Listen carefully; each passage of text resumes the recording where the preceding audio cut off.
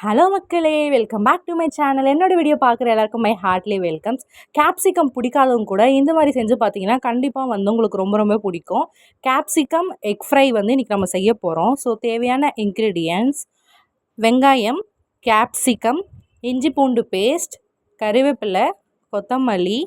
தேவையான அளவுக்கு நான் வந்து இன்றைக்கி 3 எக் எடுத்திருக்கேன். உங்களுக்கு எந்த அளவுக்கு தேவையோ ஸோ அந்த அளவுக்கு நீங்கள் எக் ஆட் பண்ணிக்கலாம்.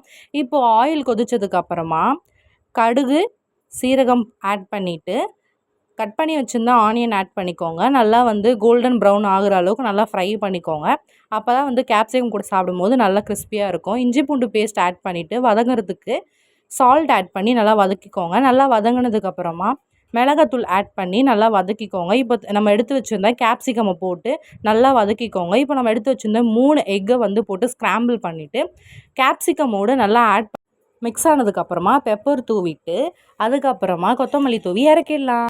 சாதம், கேப்சிகம் எக் ஃப்ரை, சாம்பாரோட ரெசிபி வந்து கீழே லிங்க்கில் கொடுக்குறேன், ட்ரை பண்ணி பாருங்கள். தேங்க்ஸ் ஃபார் வாட்சிங். இது மாதிரி இன்னும் இன்ட்ரெஸ்டிங்கான ரெசிபி பார்க்க என்னோட சேனல் லைக் பண்ணுங்கள், ஷேர் பண்ணுங்கள், சப்ஸ்கிரைப் பண்ணுங்கள், பெல் ஐக்கானை கிளிக் பண்ணுங்கள். பாய் பாய்.